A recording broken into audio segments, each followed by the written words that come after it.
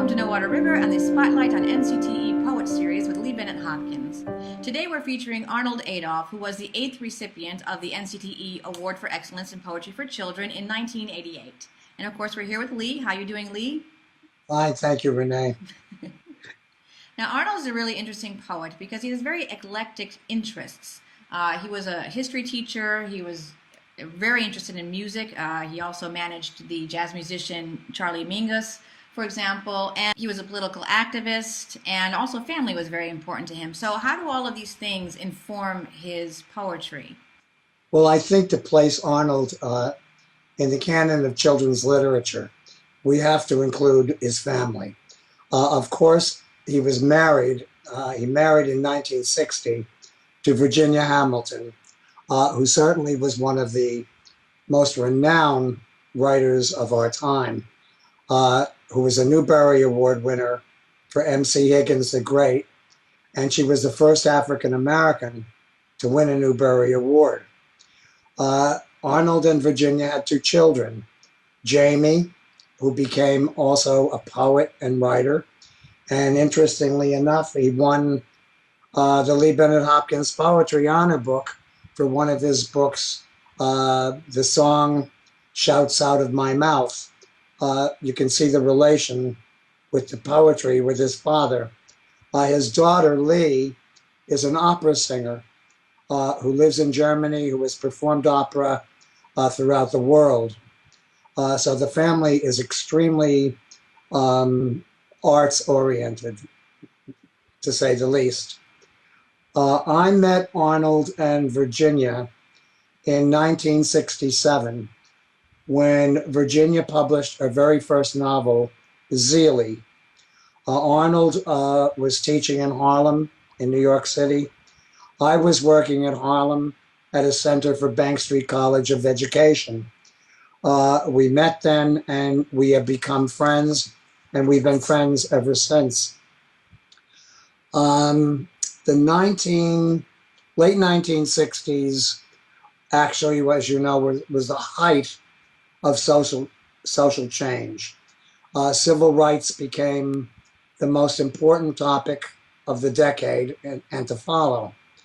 It was in 1968 that Arnold published a breakthrough book called I Am the Darker Brother, subtitled An Anthology of Modern Poems for Negro Americans. Again, in the 60s, this was the term.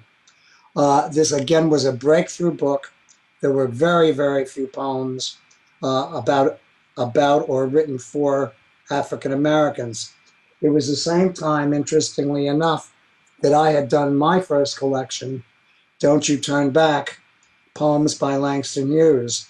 The books almost came out simultaneously and made great waves in children's literature. We talked today about diversity. We had diversity back then in the 1960s. Arnold became one of the first champions of multiculturalism in the United States. After doing this collection and followed by several others, also dealing with African American poetry, his artistic life just grew and grew and blossomed. He wrote picture books, and a great deal of his stylistic poetry. It was in 1973 that he did another very important breakout book, Black is Brown is Tan, which was illustrated by Emily McCulley. This was one of the first books to deal with an interracial marriage. Again, he was married to Virginia. Arnold was a Jewish American, Virginia African American. And this is a magnificently constructed book. And just to give you a taste of it, it's about a brown-skinned mama, the color of chocolate milk and coffee pumpkin pie, whose face gets ginger red when she puffs and yells the children into bed. White-skinned daddy, not white like milk or snow, lighter than brown, with pinks and tiny tans, whose face gets tomato red when he puffs and yells their children into bed. Children who are all the colors of the race, growing up happy in a house full of love. This is the way it is for them. This is the way they are. But the joy they feel extends to every reader of this book. It is as timely now as when it was published back in 1973. Now, you've known Arnold a very long time. What do you know about why he became a children's writer in particular? Well, as you mentioned, he was a teacher, and he worked with students in Harlem, in New York, all in the West Side. And here's a quote from him about his writing. He said, "I began writing for kids because I wanted to effect a change in American society. I continue in that spirit.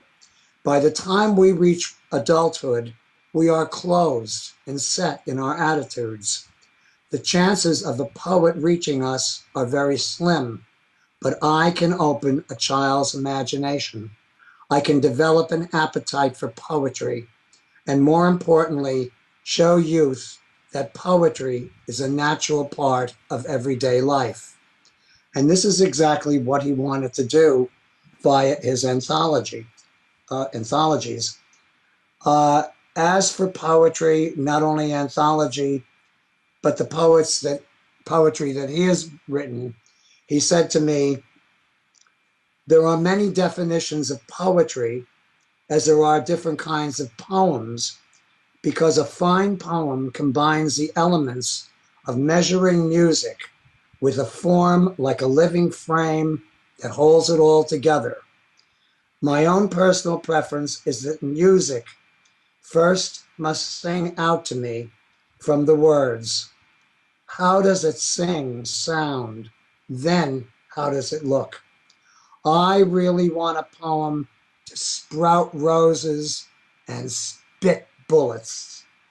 This is the ideal combination, and it is a tough tightrope that takes the kind of a control that comes with only years and years of work."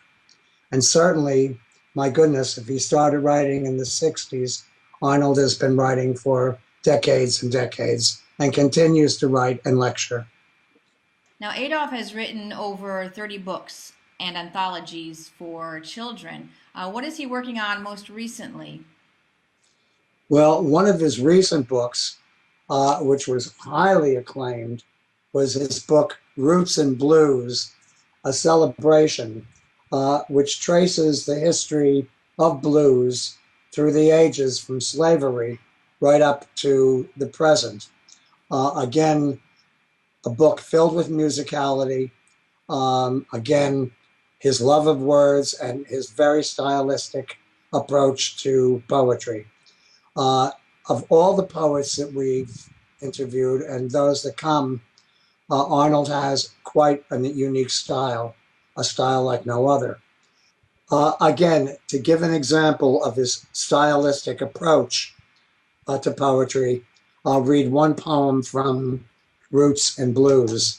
And this poem is called Mama. Mama washes my face at night and fills my bowl. That page of paper hidden under the mattress is my reading book. She tells stories in whispers and teaches with her sighs. Her songs are circles of light beyond kerosene and candles. We dream the music of better times. And of course, the type is set so that we can follow the musicality again of the words. Arnold is a longtime teacher, so for sure he has some advice for writers, or at least I hope so. Do you have something that you could share with us? Yes, again, Arnold continues to lecture, continues to visit schools, and he has a wonderful quote about some advice to writers. He said, "You must learn to control yourself as a conscious individual, your craft, work habits, self-discipline, the very form of the poem or prose piece. You must believe you have the power. Always write, study, write and study with others and alone. The work of other writers that is relevant to you. Don't beat your head against doors. Use your fists. Excellent Which is a advice. wonderful quote from a very exciting man. I'm very happy I know Arnold. An incredible family and incredible poets. Thank you once again, Lee, for sharing your personal memories and knowledge of Arnold Adoff. And for those of you watching, I hope you'll come back for the next episode of Spotlight on NCTE Poets, when we'll be highlighting Valerie Worth. Thanks, Lee. Thank you, Renee. Looking forward to next time. Me too, as always. Bye-bye. Bye-bye.